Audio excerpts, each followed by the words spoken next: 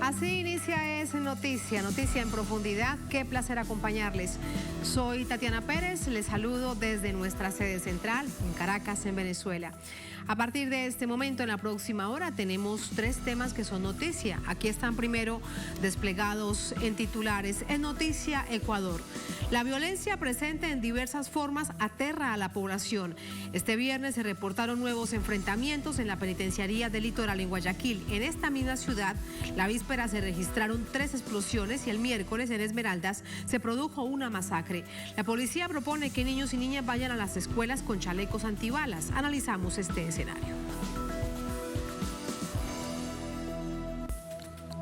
En Noticia Venezuela, se cumplen 10 años del triunfo de Nicolás Maduro en las urnas. 14 de abril de 2013 asumió la presidencia para continuar con el legado del comandante Chávez. Intentos de golpe de Estado, de magnicidio, gobierno paralelo, sabotaje eléctrico, violencia opositora en las calles, es parte de lo que ha enfrentado en esta década. Analizamos este escenario. En Noticia China, con acuerdos comerciales superiores a los $10 millones y estrategias de reimpulso de los BRICS, termina la visita del presidente de Brasil, Lula da Silva, al gigante asiático.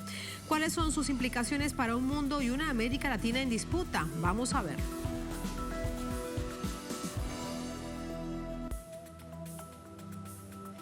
Noticia Casi comienza. Bienvenidos, bienvenidas.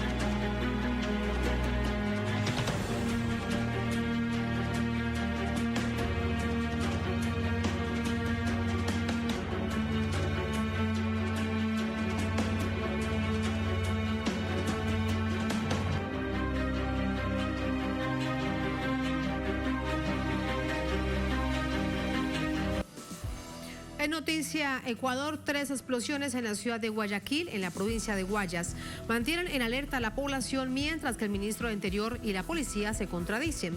La respuesta del gobierno es permitir el porte de armas a civiles. Desde la policía sale la propuesta de chalecos antibalas para asistir a clases. Vamos a verlo.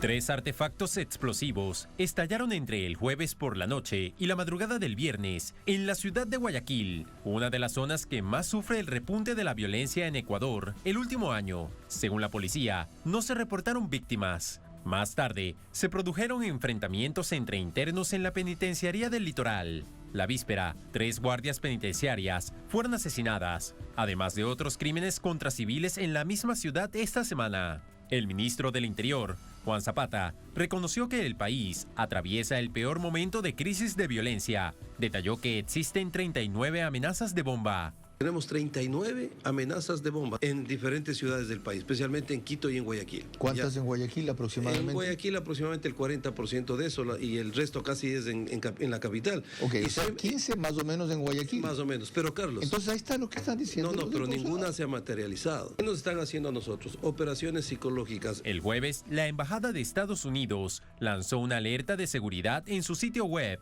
ante la posibilidad de atentados con bombas en múltiples lugares desconocidos alrededor de Guayaquil. El ministro aseguró que no recibieron la alerta de la embajada antes y reconoció que él tampoco pidió detalles. No los considera fuentes oficiales. ¿Usted los ha llamado? No, porque acaba de... ¿Ellos lo han llamado a usted? No me han llamado. Eso es lo raro, porque lo lógico hubiera sido que tomen contacto con el ministro del Interior, con el comandante general de la policía y sobre todo, porque cualquier fuente, cualquiera que sea, si no es del comandante general, el director de inteligencia o el ministro del Interior, no es una fuente oficial. Sin embargo, el jefe de investigaciones de la policía, Alain Luna, dijo que sí recibieron la alerta. Sí, efectivamente se recibió una alerta de una embajada de un país amigo. Como todas las alertas tienen que ser atendidas, tienen que ser consideradas como valederas y se dio la atención correspondiente con el desplazamiento de personal operativo, investigativo y de inteligencia. La respuesta del gobierno nacional a la violencia desatada ha sido decretar estados de excepción y militarizar varias ciudades, pero los resultados positivos no se aprecian.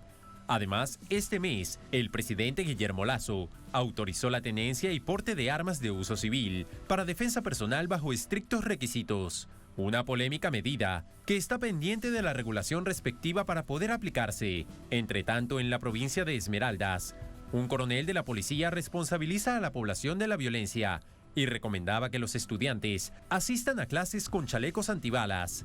La reacción de la ciudadanía fue contundente. Todos los problemas que se vienen ocasionando es responsabilidad de las familias esmeraldeñas. Recuérdelo en eso. Y le quiero pedir un favor directamente, señor gobernador. Me gustaría que nunca más en público se diga que la responsabilidad de la situación de pobreza estructural de Esmeraldas es de nuestras familias. Los propios padres de familia cuiden a sus hijos con su chaleco. Lo que ya se ha venido implementando en otras ciudades del país, vamos a hacerlo. No nos quejemos, actuemos también, colaboremos también, no seamos cómodos. Un llamado de cómo vamos a enviar a un niño de 5 años a una primaria con un chaleco antibalas en vez de una lonchera. Es absurdo. Ante estas declaraciones, la policía emitió un comunicado en el que dice estar comprometida con la seguridad ciudadana. Las autoridades nacionales atribuyen esta ola de crímenes a la disputa de bandas criminales por territorios y rutas de distribución de drogas. Parte del rechazo es esto, como lo han calificado y lo hemos escuchado durante toda la jornada, a esta propuesta de este comandante de la policía en Ecuador, en Esmeraldas, que niños y niñas vayan a la escuela con chalecos antibalas. Absurdo, lo han calificado padres y madres de familia, obviamente. Orlando Pérez desde Quito con nosotros. Hola Orlando, buenas noches, adelante. ¿Qué tal, Tatiana? Un saludo especial para ti, por supuesto también a la audiencia de Telesur. No sé si reír, no sé si llorar, no sé si lamentarme, no sé si ponerme triste, ya no sé qué mismo se puede hacer en este país cuando lo que acabas de mencionar no solamente es ridículo, sino que además es grosero para muchas personas que han rechazado unánimemente en redes sociales y en espacios de entrevistas en las principales emisoras del Ecuador durante el día de hoy. Y lo otro que además hay que considerar es que la segunda semana de abril se constituye en una semana sangrienta. Estamos terminando una semana donde ha habido matanzas en la provincia de Esmeraldas, en el puerto de Pozorge, en la ciudad de Guayaquil, muertos en la penitenciaría de Guayaquil, el tiroteo esta mañana en la penitenciaría de Guayaquil y ayer asesinaron a 3 guías penitenciarias, jóvenes ellas, madres de familia, una todavía daba de lactar a su hijo, fueron asesinadas ayer al mediodía, es decir, una situación lamentable, dolorosa, sangrienta, como insisto, y al mismo tiempo con autoridades que tienen que ser después rebatidas y desmentidas por sus subalternos, como ocurre con el caso de la denuncia que hizo la Embajada de Estados Unidos. Y a propósito de eso, efectivamente también preocupa mucho que la Embajada de Estados Unidos tenga más y mejor información de lo que va a pasar en este país que los propios organismos de vigilancia y de seguridad que tienen que estar al frente de esta situación. Y por supuesto, insistir en que las declaraciones del presidente de la República, Guillermo Lasso Mendoza, cada vez que ocurre esto es: los vamos a detener, vamos a acabar, vamos a luchar, les vamos a acabar, etcétera, etcétera, etcétera. Es decir, una situación bastante lamentable, dolorosa, que da cuenta de algo que ya lo analizarán ustedes más adelante, por supuesto, con nuestra invitada. Tiene que ver con que no hay Estado, no hay seguridad, no hay policía eficiente y al mismo tiempo las bandas criminales generan este terror en el Ecuador. Y por otro lado, obviamente, todo esto ocurre en medio del proceso del juicio político contra Guillermo Lasso, que algunos analistas ya han considerado que se trata incluso de acciones de orden psicológica, en algunos casos incluso irónicamente, para garantizarle al presidente de la República los argumentos y las condiciones para declarar el estado de conmoción social y por lo tanto recurrir a la muerte cruzada antes de llegar al juicio político. Esto de ocurrir sería lamentable porque se notaría efectivamente que hay una campaña campaña de desestabilización, de terror, para justificar este argumento. Y al mismo tiempo, Tatiana, es muy importante considerar que frente a esto, la situación de la misma policía es lamentable, porque se ha denunciado ya por varios días que, por ejemplo, el presupuesto general del Estado destinado a la Policía Nacional, el año pasado no se cumplió a cabalidad, se gastó alrededor del 30% del presupuesto, y ahora se nota, se da cuenta de que no tienen el armamento necesario, las patrullas se quedan paradas, los policías tienen que empujar para poder movilizarse, y también se quejan algunos policías en privado de que efectivamente no pueden seguir actuando de esa manera, porque lo que encuentran es cada vez una acción mucho más contundente, mucho más explosiva de parte de los delincuentes. Mientras tanto, las autoridades, como podemos apreciar en las imágenes, se reúnen con el presidente, decenas, centenas de policías y militares que están ahí. ¿Y para qué? Pues para lavar la imagen del presidente, quizás. Y hoy ocurrió algo que también da cuenta de que no se está aclarando suficientemente. El ministro de Defensa, el general Luis Lara, o desmintió al presidente de la República diciendo que ya hay libre porte de armas, o por el contrario, está explicando cómo se va a proceder con esto. Es decir, anuncios fallidos, anuncios que indican que se puede portar libremente las armas, y después sale en rueda de prensa el ministro de Defensa y dice que tiene que haber unos procedimientos, que no está del todo autorizado. Entonces parecería que no hay presidente, los ministros desdicen al presidente, los subalternos de los ministros desdicen a sus máximas autoridades, y esto efectivamente da cuenta de que no hay rumbo, no hay liderazgo, no hay conducción, y no hay sobre todo autoridad en este país.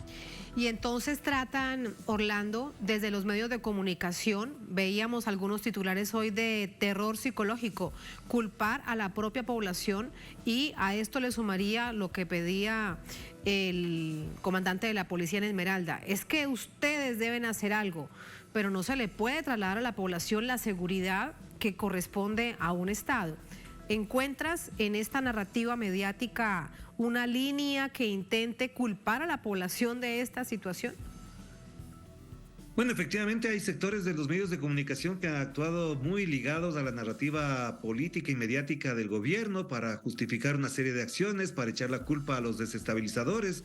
Fue terriblemente grave escuchar al presidente de la República decir que alias Coco, aquel personaje que se convirtió ya en tendencia en cierto momento, él era parte de la conspiración nacional y extranjera, de la conspiración que nacía del interior y por fuera del país. Entonces, cuando uno escucha ese tipo de cosas, ya pues te digo, da tristeza. Y lo otro es que culpabilizar a la población, a las familias, no es un exabrupto del coronel Buitrón, como apareció en los videos que vimos hace pocos minutos. Es que el propio presidente tuvo que bajarse un tuit donde decía que el problema de la seguridad es un problema entre la ciudadanía y los delincuentes.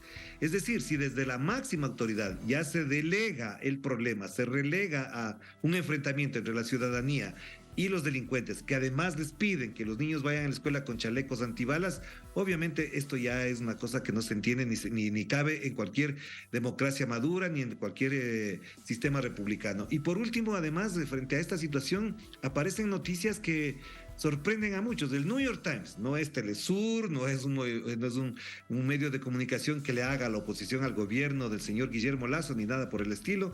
El New York Times denuncia que a propósito de las revelaciones de los llamados Pentágono Leaks, aparecen informaciones de que Ecuador sería el primer país latinoamericano que apoyaría a Ucrania con helicópteros de combate. Por supuesto, las autoridades han negado, pero esto en alguna medida también explica investigaciones periodísticas que daban cuenta de las vinculaciones entre el exministro de Seguridad, el señor Diego Ordóñez, y algunos vendedores de armas y tramitadores de Ucrania, donde efectivamente uno de sus socios habría estado tramitando, por ejemplo, la venta y compra de armamento para Ucrania y desde Ucrania para el Ecuador. Esto efectivamente, después de la publicación del New York Times, ninguna autoridad ha vuelto a hablar, porque saben precisamente que viniendo de Estados Unidos, de filtraciones que tienen un alto contenido de credibilidad, no solamente por este caso, sino por otros más, obviamente colocan al gobierno en una situación absolutamente lamentable. Si hay para donar a Ucrania helicópteros de combate, ¿por qué no hay plata para combatir la delincuencia en Ecuador? Es la pregunta generalizada que por sentido común se viraliza en el Ecuador. Una pregunta que trasladaremos a nuestra invitada. Orlando, gracias. Muy buenas noches, muchas gracias. Veremos lo que sucede. Ojalá un poco de tranquilidad este fin de semana en Ecuador. Buenas noches. Así esperamos todos. Un abrazo. Un abrazo, buenas noches. Para el análisis nos acompaña Carolina Andrade, es experta en temas de seguridad e inteligencia, nos acompaña desde Ecuador. Carolina, bienvenida, muy buenas noches. ¿Cómo estás? Muy buenas noches, Tatiana. Como siempre, un gusto poder acompañarlos y estar aquí. Un saludo a todos y a todos quienes nos están escuchando y nos siguen. Muchísimas gracias.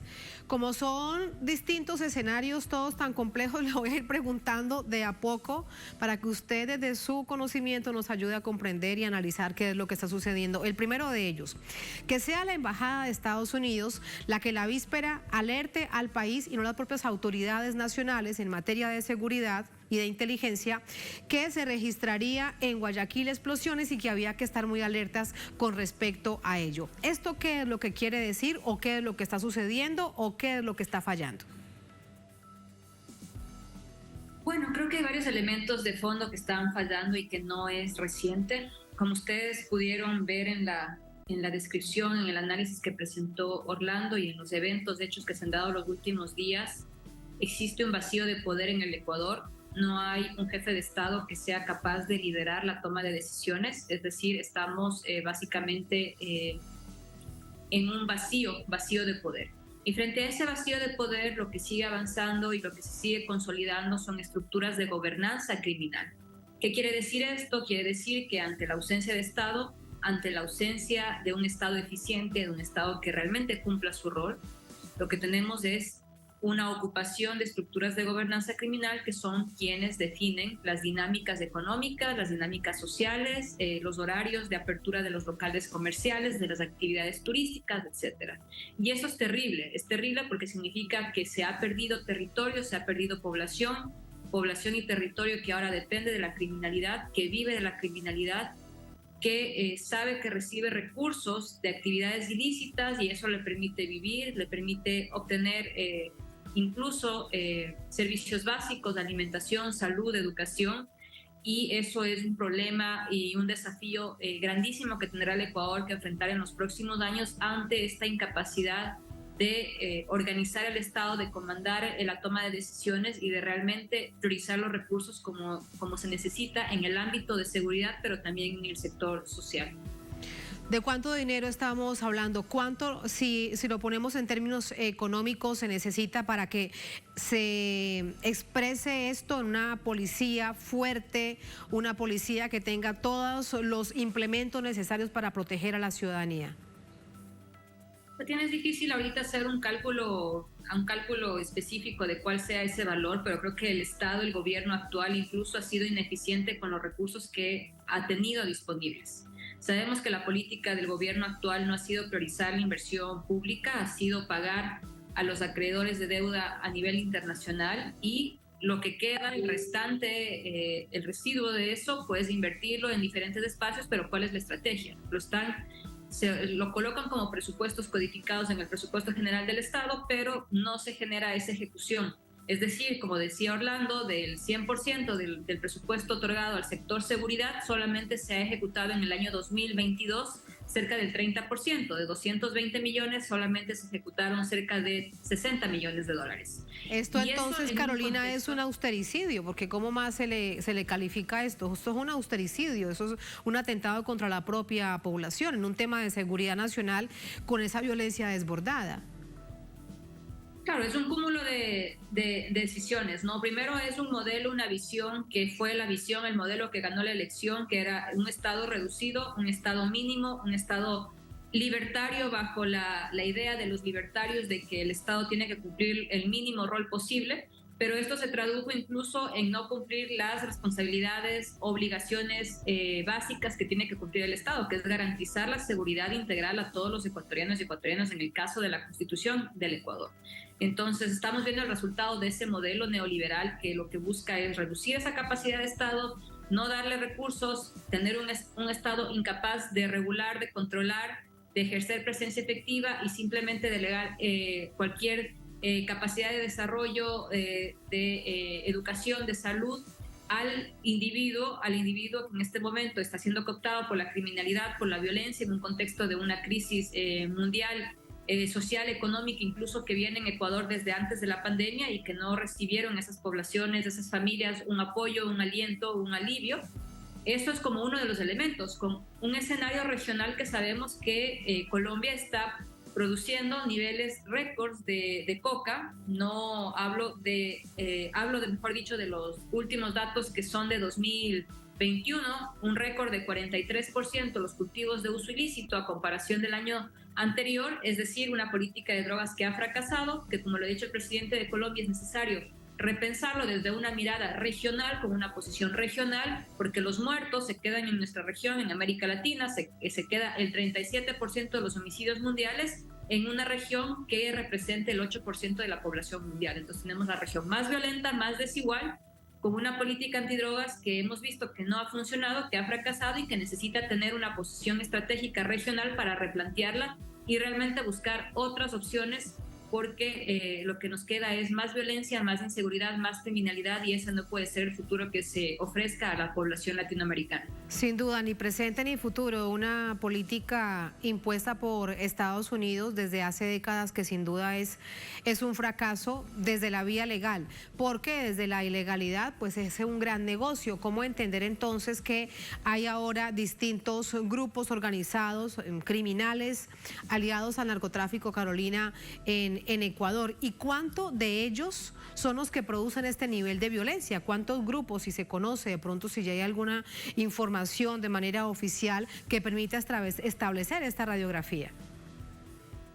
Bueno, sabemos que el mercado ilícito de drogas, al menos en el Ecuador, mueve cerca de 2.500 millones de dólares al año. O sea, las actividades criminales, quiero decir, de las cuales una gran cantidad, cerca del 70%, se lava diariamente en la economía ecuatoriana, en la economía, pero obviamente en el sistema financiero. Entonces tenemos una capacidad muy débil, reducida, de poder identificar estas redes de lavado de dinero, que normalmente son quienes se encuentran, los actores que se encuentran más altos en la jerarquía o en esta pirámide de criminalidad, y son quienes mantienen los contactos a nivel político, a nivel económico, para controlar puertos, aduanas, diferentes espacios de toma de decisión. Lo vimos recientemente con las develaciones de algunos audios que vincularon al círculo cercano del presidente de Ecuador, alrededor de vínculos con narcotraficantes de la denominada mafia albanesa, que estaría operando en el país con intereses en el mercado de cocaína europeo, un mercado que representa cerca de 10.000 millones de dólares. Entonces podemos ver la magnitud de esas economías ilícitas, y frente a eso, obviamente las capacidades de los estados se ven reducidas, se ven mermadas, porque incluso hay actores que les interesa que exista un estado débil, un estado que no funcione, un estado que no sea capaz de controlar, un estado que sea ineficiente, un estado que realmente no cumpla sus funciones, para poder de esa forma beneficiarse de estas debilidades y poder generar sus recursos ilícitos y alimentar estas economías ilegales. Claro, y ahora en todo esto está entonces la población, un ejemplo de la preocupación existente en las escuelas hoy, a manera de una pequeña radiografía en la provincia de Esmeraldas, donde este comandante de la policía, uno, le dice a padres y madres de familia que ellos también deben ayudar a velar por la seguridad nacional, y dos, lo que le está diciendo es que niños y niñas vayan a las escuelas con chalecos antibalas. Esto, ¿cómo lo debemos entender? No se dijo a nivel nacional, se dijo en este lugar, pero evidentemente plantea una radiografía que es extremadamente preocupante si sacamos la conclusión. ¿Cuál es su análisis? Bueno, en primer lugar, creo que hay un desorden interno, como digo, hay un vacío de liderazgo, hay un vacío de poder. Entonces realmente los actores ahorita, cada uno por su lado, trata de, en base a su propia opinión, tomar decisiones dispersas, reactivas. Muestra de esto es una decisión, un anuncio, una propuesta totalmente sin pies ni cabezas que se hace por parte de la policía a la población, a la comunidad, en una provincia, en Esmeraldas, que ha sido una provincia históricamente olvidada, donde no ha existido inversión, donde no ha existido oportunidades para los niños, para los jóvenes, donde el nivel de pobreza y extrema pobreza es mucho más grande que lo que es la media a nivel de Ecuador. Una provincia que está en frontera con Nariño. En Nariño se han consolidado durante los últimos 4 años 4 enclaves, es decir, puntos de producción agroindustrial de cocaína. que justamente buscan pasar a Ecuador y desde Nariño proveer a los mercados internacionales. Entonces, una población que está totalmente olvidada, abandonada, donde no hay Estado, donde el Estado ha retrocedido, ha tenido que cerrar escuelas, colegios, universidades, ha tenido que cerrar centros educativos, centros de salud. Y este tipo de respuestas no es lo que la población merece ni tiene derecho. Es una población que merece y tiene derecho a que se le garantice salud, educación, seguridad como temas mínimos básicos para poder garantizar su vida en este territorio ecuatoriano, y este tipo de respuestas no es lo que la población espera. Entonces lo que vemos es eso, es como no hay liderazgo, no hay un direccionamiento, no hay quien guíe las acciones, pues caemos en estos absurdos que lo único que muestran es que no se asumen las responsabilidades, la policía está totalmente sobrepasada con lo que está sucediendo, no tiene recursos para cumplir con sus tareas, con sus actividades, y además se espera simplemente que sea la policía y la parte militar quien responda a lo que pase, sin pensar que tiene que ser una respuesta integral a partir de diferentes instituciones del Estado. Un escenario extremadamente complejo, lamentablemente, si lo observamos con todo eso que usted nos dice, Carolina, pues así continuará, porque hay un Estado que... retomando esa frase que usted dice, le ha quedado grande una situación tan dramática. Muchísimas gracias, buenas noches. Muchísimas gracias a ustedes, una buena noche. Luego, muchas gracias. Así vamos a la primera pausa en esta emisión de Es Noticia. Al volver en Noticia Venezuela, se cumplen 10 años del triunfo de Nicolás Maduro en las urnas. El 14 de abril de 2013 asumió la presidencia para continuar con el legado del comandante Chávez.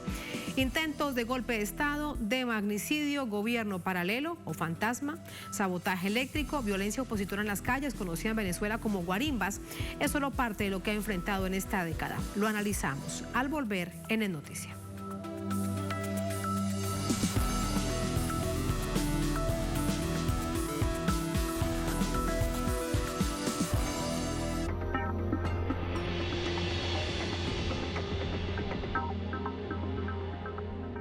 Lucho, en pocas palabras, crecimiento económico. No ha habido un solo año en que el Fondo Monetario haya dicho con la anticipación que íbamos a caer en X% de tasa de crecimiento y ellos hayan tenido razón. El modelo económico social comunitario productivo sirve de ejemplo. Hay mucho interés de muchos otros países de aprender, de ver lo que estamos haciendo con nuestro modelo. Por lo tanto, está más vigente que nunca. No se mueven los precios, se mueve la producción. No hay que mover precios, hay que mover producción. Nosotros hemos sido la solución nuevamente estructural, la correcta, la más larga, pero la que necesita el país. Un sistema financiero estable. Somos la economía más estable. El sistema financiero está totalmente estable. Los indicadores financieros de solvencia, de liquidez que tiene el sistema financiero son buenos. No hay duda al respecto. Unidos, rumbo al Bicentenario.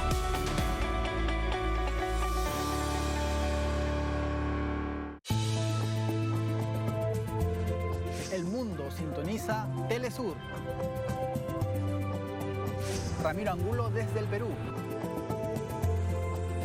Porque Telesur siempre da más.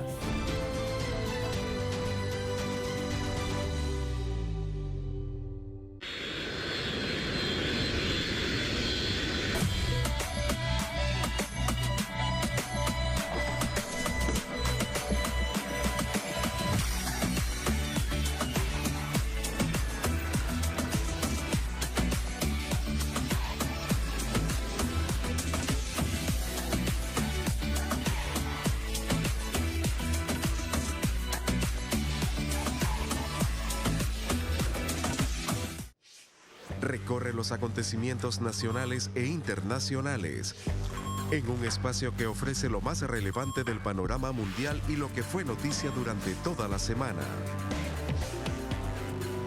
En síntesis, todos los viernes, solo por Telesur.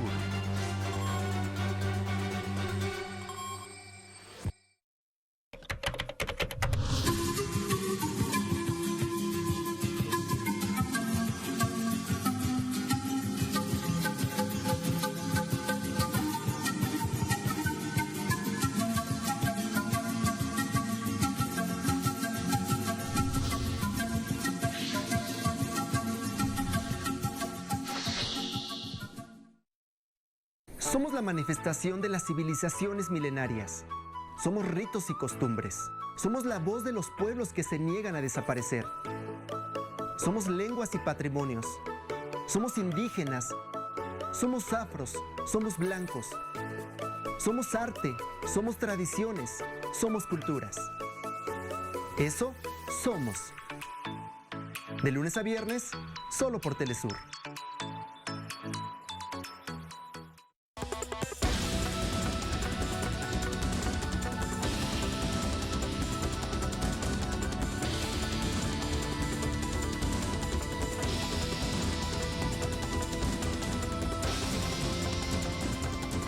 Cada semana se coloca un argumento sobre la mesa y la opinión se la forma usted. Texto y contexto. Domingos, solo por Telesur. Hola, ¿qué tal? Sean todos muy bienvenidos a Vidas. Hay lugares donde el arte se unifica con el orgullo de los pueblos. Y esos lugares están llenos de colores, alegría, pasión, tradiciones, arraigo, valor y entrega. Vidas, todos los viernes. Solo por Telesur.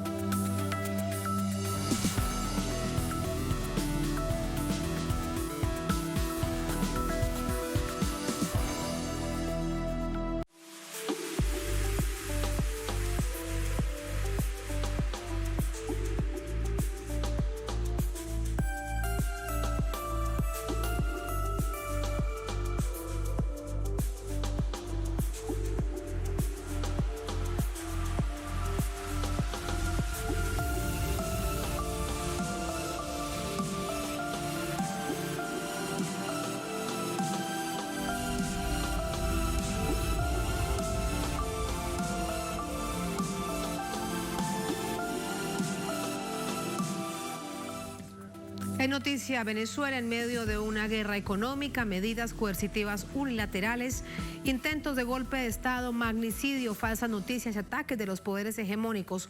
El presidente de Venezuela, Nicolás Maduro, cumple 10 años al frente de la nación y del proceso de cambio revolucionario. Vamos a verlo. Se cumple una década de la primera victoria electoral del actual presidente de Venezuela, Nicolás Maduro, cuyo gobierno ha logrado superar los obstáculos colocados por sectores internos y hacer frente a las medidas coercitivas impuestas de manera unilateral por Estados Unidos y sus aliados. Luego del fallecimiento del comandante Hugo Chávez el 5 de marzo de 2013, Maduro, entonces vicepresidente ejecutivo, asumió la jefatura de Estado de manera temporal. Se midió en los comicios del 14 de abril de ese año, bajo la convocatoria del Consejo Nacional Electoral, de acuerdo con lo establecido en la Constitución venezolana. Respaldado por la coalición del Gran Polo Patriótico, GPP, ganó las elecciones con el 50,66% de los votos emitidos durante la jornada, en la que tuvo como adversario al aspirante de la Mesa de la Unidad Democrática, MUD, Enrique Capriles Radonsky. Desde que la Revolución Bolivariana llegó al poder, los factores de la derecha, así como los poderes hegemónicos, han perpetrado saboteos, bloqueos y sanciones por parte de Washington. En febrero de 2014, sectores de la oposición convocaron a una serie de manifestaciones violentas, llamadas de manera popular como guarimbas, contra el gobierno de Nicolás Maduro, en un intento de dar un golpe blando. Los sectores empresariales y políticos internos, con el apoyo de Estados Unidos, pusieron en acción un plan de desabastecimiento de productos básicos como parte de su intento por desestabilizar a la nación. El gobierno bolivariano enfrentó la situación con la puesta en marcha de una red de distribución de alimentos denominada Comité Local de Abastecimiento y Producción, CLAP, y medidas económicas para hacer frente a la guerra económica. En agosto de 2018, políticos de la oposición radical y sectores empresariales se confabularon para llevar a cabo un fallido intento de magnicidio contra el mandatario, cuando hicieron estallar drones armados con explosivos durante un desfile militar en la capital venezolana, en el que resultaron heridas 7 personas. Al comienzo del año 2019, en específico el 23 de enero, el diputado opositor Juan Guaidó se autoproclamó como presidente interino de Venezuela, determinación que contó con el respaldo de Washington y sus aliados. En mayo de 2020, la Unión Cívico-Militar logró desarticular una fallida invasión por la vía marítima, que el gobierno del presidente Maduro afirmó fue organizada por autoridades de Estados Unidos y Colombia para desestabilizar al país. Las autoridades venezolanas lograron capturar a un total de 85 personas, entre sicarios colombianos y estadounidenses y organizadores venezolanos que habían bautizado su pretendida invasión como Operación Gedeón. En cuanto a la materia financiera, el presidente Maduro ha reconocido que el bloqueo del imperio norteamericano provocó duras consecuencias en el cuerpo socioeconómico de Venezuela, pero obligó a todos los venezolanos a superar las dificultades con trabajo innovador. El mandatario chavista expresó: estamos viviendo un renacimiento de Venezuela, una Venezuela productiva, con la capacidad de trabajar y construir una economía justa y sostenible. Y es solo parte de todo lo que se ha vivido en esta nación suramericana, en esta Venezuela bolivariana durante 10 años. De ello va el análisis. Para esto nos acompaña Ildefonso Finol, economista, historiador. Nos acompaña desde Maracaibo, en Venezuela. Profesor, ¿cómo está? Buenas noches. Muy buenas noches. Saludos, Telesur. Muchísimas gracias. Para usted, ¿cómo... primero, comenzando por el hoy, ¿cómo caracteriza este hoy, tras 10 años del gobierno del presidente Maduro, el triunfo en las urnas de Nicolás Maduro para asumir las riendas de esta nación? Lo primero que tenemos que decir, desde la militancia bolivariana, desde la perspectiva bolivariana, que es la que orienta no solo a nosotros como militantes, sino a la República, dado lo que dice el artículo 1 de nuestra Constitución vigente desde el año 99. Y es que la sociedad venezolana descansa sobre la doctrina bolivariana. El presidente Nicolás Maduro, dentro del concepto del mejor gobierno posible establecido por el libertador Simón Bolívar en el discurso de Angostura, que hablaba de la mayor suma de felicidad, de la mayor suma de estabilidad y de seguridad social, el presidente Nicolás Maduro en estos 10 años ha sido garante, junto a todo el equipo y a todo el pueblo venezolano, acompañando los tremendos sacrificios y esfuerzos que hemos hecho estos 10 años, ha sido garante de dos de esas partes que el libertador mencionaba en el discurso de Angostura en 1819. Uno, la estabilidad política. De verdad que ha sido magistral. Ha sido una lectura, una lección de política a nivel mundial, la estabilidad que se ha logrado en Venezuela estos 10 años. Y segundo, la seguridad social, la posibilidad de que el pueblo, incluso en las peores condiciones económicas del país, en los últimos 2 siglos que Venezuela ha vivido en esta época de Nicolás, ha sido capaz de evitar, por ejemplo, hambrunas, exclusiones sociales terribles. Solo ha faltado el concepto de la mayor suma de felicidad. ¿Por qué? Porque a Nicolás le tocó desde 2013, con la ausencia del presidente Chávez, asumir una realidad nacional que no se puede ver como un compartimiento estanco, como un ejercicio de laboratorio. Venezuela ha sido objeto de todas las formas de injerencia imperialista ensayadas desde el siglo XIX, el XX y lo que va del XXI. Venezuela ha sido víctima estos 10 años de la presidencia del compañero Nicolás Maduro, por ejemplo, intentos de magnicidio, destrucción del signo monetario con jugadas internacionales donde se prestaron países vecinos que debieron tener una actitud solidaria, fraterna, por lo menos respetuosa de Venezuela, y lo que hicieron fue convertirse en portaaviones de la injerencia imperialista, como ocurrió en el caso de Colombia con los gobiernos uribistas, ¿no? Hasta hace poco tiempo atrás. Venezuela fue víctima de incursiones paramilitares, de acciones desestabilizadoras como la Operación Gedeón. Venezuela ha sido víctima de guarimbas, violencia callejera, que incluso destruyeron hasta los árboles de las ciudades de nuestro país e impidieron el desenvolvimiento normal de la economía, de la microeconomía, de las pequeñas y medianas empresas y comercio. Entonces, yo diría realmente que este balance de esta década con Nicolás Maduro respecto al enfoque bolivariano, dos de las premisas fundamentales del mejor gobierno posible que el Libertador enunciaba en Angostura y que el presidente Chávez convirtió en doctrina esencial y vigente en el siglo XXI, se han cumplido. La estabilidad política, que hoy incluso nos permite tener la fortaleza de confrontar a los enemigos internos que desde la parte, digamos, medular de la República, como es el negocio petrolero, han tratado de destruirnos con la corrupción. Recordemos que el imperialismo en el siglo XIX, lo decían nuestros enemigos desde la época de Bolívar, el embajador en Bogotá, William Henry Harrison, y los asesinos de Sucre, José María Obando y José María López, ya estaban dándole dinero a las tropas para corromperlas. Esto es lo que han hecho con los enemigos internos, actores de la corrupción durante el periodo de Nicolás Maduro, y nosotros hemos sido capaces, con su liderazgo, con el estoicismo bolivariano revolucionario del pueblo venezolano, soportando los mayores sacrificios y las mayores dificultades, hemos sostenido la Constitución del 99. Y esto es una victoria política que nadie puede negar en lo nacional y en lo internacional. Como dice el expresidente de Ecuador, Rafael Correa, Venezuela, cuando vemos todo esto, es verdaderamente un milagro. ¿Qué otra nación lo habría soportado? Pues la verdad es que ninguna.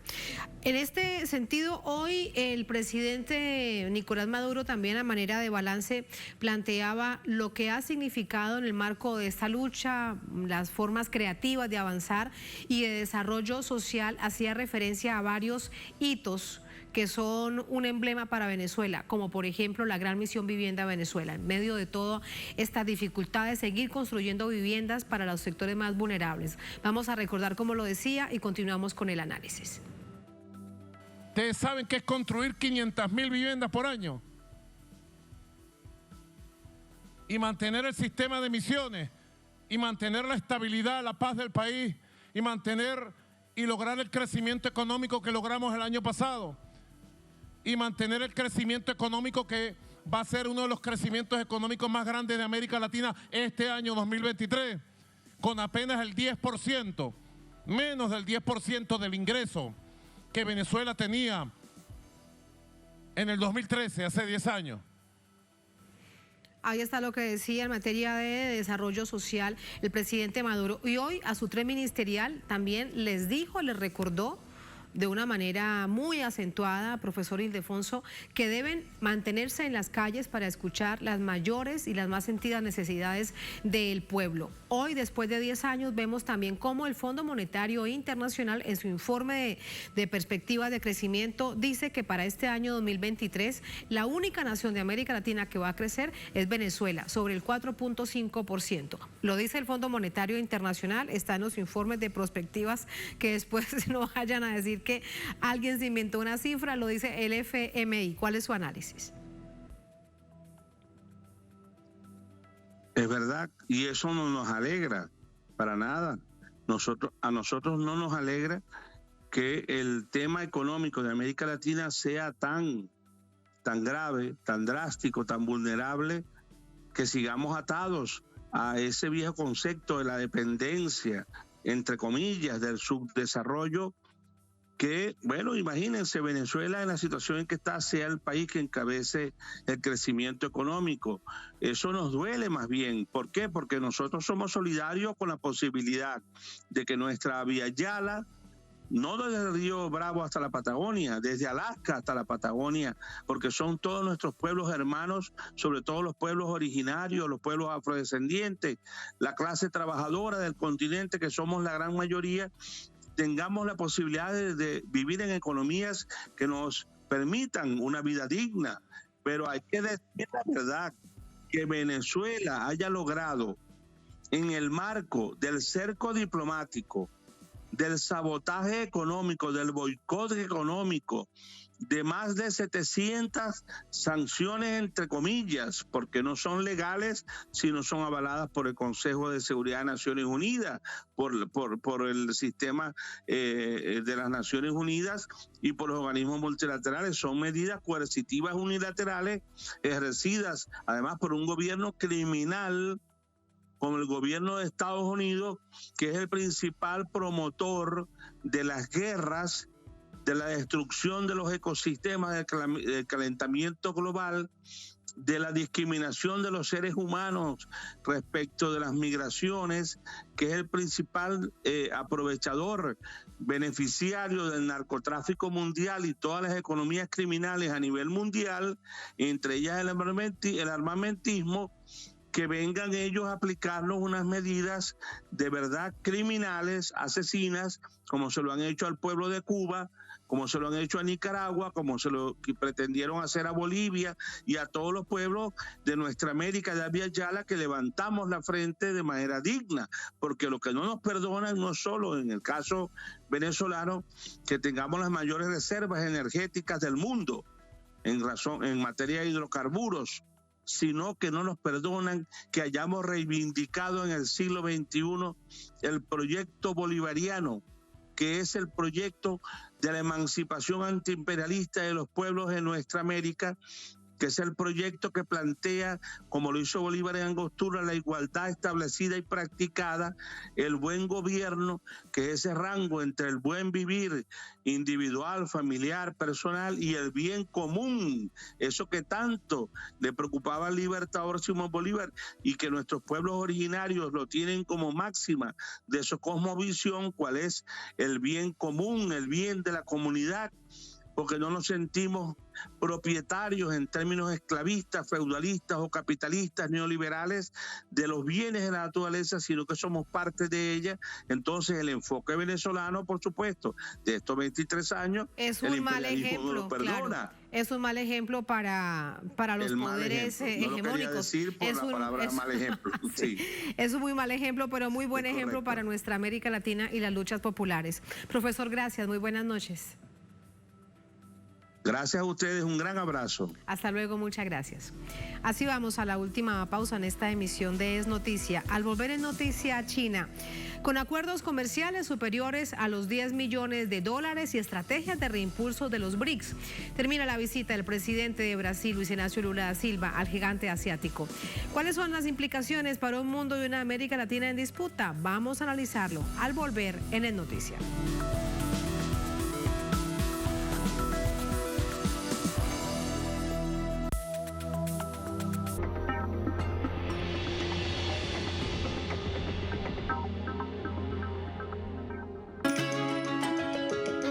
Serie que relata cómo Bolivia se paralizó por el conflicto de poderes motivado al racismo contra los pueblos indígenas. Habíamos fetichizado el poder, pensábamos que habíamos tomado el cielo por asalto y haber pensado que el fetiche del poder pasaba únicamente por el Estado y haber dejado de construir poder desde abajo.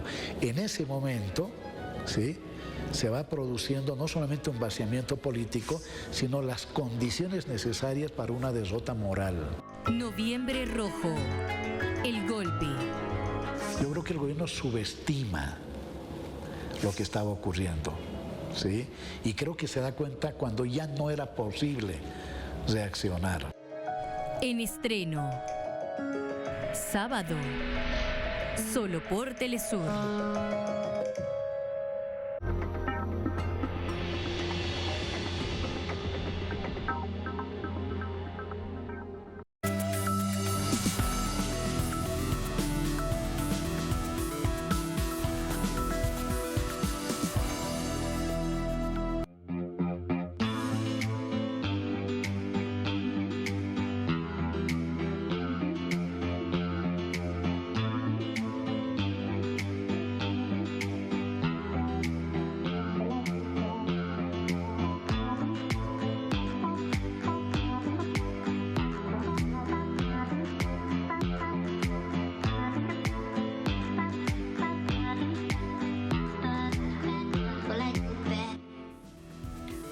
En noticia china, el presidente de Brasil, Luis Ignacio Lula da Silva, culminó su visita a este país, sostuvo un encuentro directo con su homólogo Xi Jinping y con otros sectores de instituciones y también del sector financiero. Además, busca reforzar vínculos entre ambas naciones y en un bloque que durante tantos años fue importante para el mundo, luego se quebró y ahora revive, el llamado BRICS. Vamos a verlo.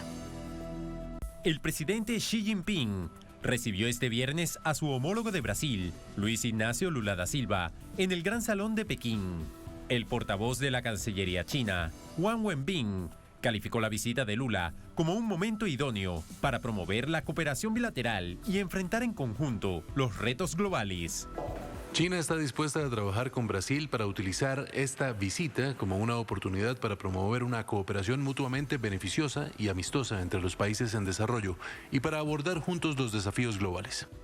En el encuentro, los jefes de Estado acordaron reorganizar esfuerzos para trabajar en favor de la paz, la igualdad y la democracia. Asimismo, se comprometieron a impulsar el desarrollo de las relaciones internacionales y el multilateralismo.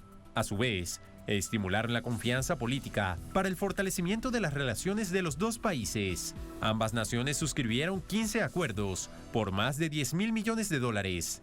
El presidente Lula da Silva especificó que los acuerdos firmados abarcaran los temas de tecnología de la comunicación e información, agronegocios, salud, infraestructura y líneas de créditos verdes. Estos países son integrantes del grupo de los BRICS, que concentran el 40% de la población mundial y el 20% del Producto Interno Bruto. En ese sentido, el gigante asiático expresó el apoyo al gigante suramericano en su ejercicio de la presidencia del organismo hasta julio de 2025. Así entramos con el análisis. Para ello nos acompaña Marcelo Cero, asesor de la bancada del Partido de los Trabajadores en el Senado. Nos acompaña desde Brasilia, la capital de Brasil. Marcelo, bienvenido. Muy buenas noches. ¿Cómo está? Buenas noches. Estoy muy bien. ¿Y ustedes? Pues muy bien, muchas gracias. Finalizando la semana y analizando los temas más importantes de esta jornada que termina, y uno de ellos durante toda la semana sin duda fue la visita del presidente Lula da Silva al gigante asiático. Si lo vemos en términos de población, ¿esto qué nos indica? China tiene más de 1.300 millones de habitantes y Brasil, usted me dirá un poco más exacto, pero son más de 300 millones de habitantes. ¿Cuál es su análisis? Brasil en realidad tiene 207 millones de habitantes. Bueno, es un viaje muy promisor. Ustedes saben muy bien que durante el periodo de Bolsonaro, Brasil se aisló del mundo. Y además hubo conflictos ideológicos y políticos con China, que es un país con el cual Brasil tiene una asociación estratégica desde 1993. Ya son, por lo tanto, 30 años de asociación estratégica entre Brasil y China. De modo que ese viaje puede ser considerado como una reinauguración de esa asociación estratégica que es fundamental para el Brasil. China es nuestro principal socio comercial y económico en el mundo. El año pasado tuvimos una corriente de comercio de $150.000 millones y mitad del superávit comercial de Brasil fue obtenido con China. En ese viaje, como usted... ¿Sí? Sí, lo escucho, adelante. En ese viaje, como ustedes ya colocaron énfasis, se firmaron 15 acuerdos, son 9 memorandos de entendimiento y 9 acuerdos y en las más diversas áreas, ¿no? Yo destacaría, por ejemplo, el acuerdo para construir un nuevo satélite, el Sever 6, para supervisión de recursos terrestres.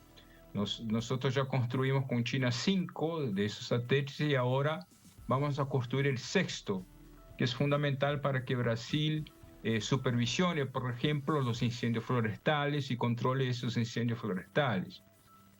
Además, tuvimos acuerdos también en el área del agronegocio para facilitar la exportación de Brasil hacia China, especialmente la exportación de carnes bovinas y carnes también de aves para China. China es un gran consumidor de ese producto y se firmaron acuerdos para facilitar esa exportación a través de mecanismos compartidos de vigilancia sanitaria. También tuvimos un acuerdo muy importante en el área de la cooperación entre las agencias estatales de noticias de Brasil y China. Ahora se van a intercambiar informaciones para vehicular informaciones veraces tanto en Brasil como en China. Tuvimos también un acuerdo para producir programas audiovisuales, programas televisivos entre China y Brasil. Ustedes tal vez no lo saben, no conozcan este hecho, pero las telenovelas brasileñas hicieron un gran suceso en el pasado en China. Y ahora la idea es que se haga de nuevo un esfuerzo para producción audiovisual y televisiva conjunta, ¿no?, entre Brasil y China. Y eso es un aspecto muy importante porque la diplomacia cultural es muy importante, ¿no?, para los países. Por supuesto, porque esto va, Marcelo, directamente a la unión de los pueblos, el entendimiento de la cultura, además que es tan extenso. Sobre este tema, si lo revisamos en la visión geopolítica y lo que significa para América Latina esta presencia de China con Brasil, que además es llamado y ahora tiende de nuevo con ese ejemplo que dio antes de la llegada de Temer y de Bolsonaro como ser el gigante suramericano en el marco de los BRICS y todo lo que intentaron hacer que ahora se retoma. La visión entonces que debe tener o cómo estará mirando todo esto Estados Unidos, ¿cuál es tu análisis? Bueno, evidentemente que a los Estados Unidos no les gusta esa proximidad entre esos gigantes, ¿no? El gigante de América Latina, el gigante de Asia como China, de Eurasia como Rusia o de Sudáfrica como en África.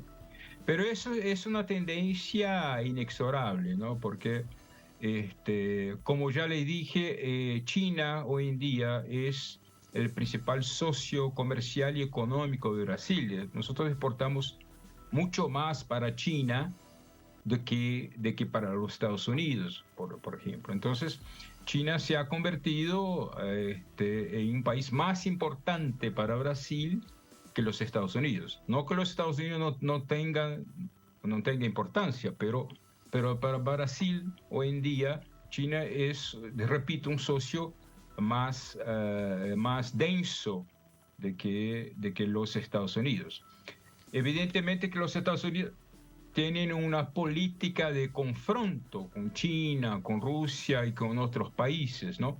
Pero a Brasil no le interesa en lo más mínimo participar de esa confrontación. A Brasil le interesa tener buenas relaciones con todos los países del mundo, con todos los países que también deseen tener una buena relación con Brasil. Brasil no discrimina países con base en política o en ideología. Tiene tradicionalmente una política diplomática muy pragmática, ¿no?, que fue abandonada, infelizmente, después del golpe del 2016, principalmente por Bolsonaro, ¿no?, que comenzó a tener una asociación acrítica. Yo no diría con los Estados Unidos, yo diría con el Partido Republicano, o más específicamente con el trumpismo, con la extrema derecha norteamericana, ¿no? Y eso causó grandes prejuicios políticos y económicos a Brasil. Y ahora, con el gobierno Lula, nosotros vamos a retomar nuestro protagonismo en el mundo. Como dijo Lula, varias veces Brasil volvió. O sea, Brasil volvió al escenario mundial, al escenario internacional, como un socio en potencial para todos los países del mundo, sin prejuicios políticos o ideológicos. Muchísimas gracias por ese análisis, Marcelo. Muy buenas noches. Buenas noches a usted y gracias. Gracias. A ustedes gracias por habernos acompañado. Ponemos punto final a esta emisión de Es Noticia. Que tengan todos y todas un muy buen fin de semana. Nos encontramos el próximo lunes. A la misma hora, 8:30 de la noche, hora local aquí en Caracas, en Venezuela. Hasta entonces, sigan con nosotros.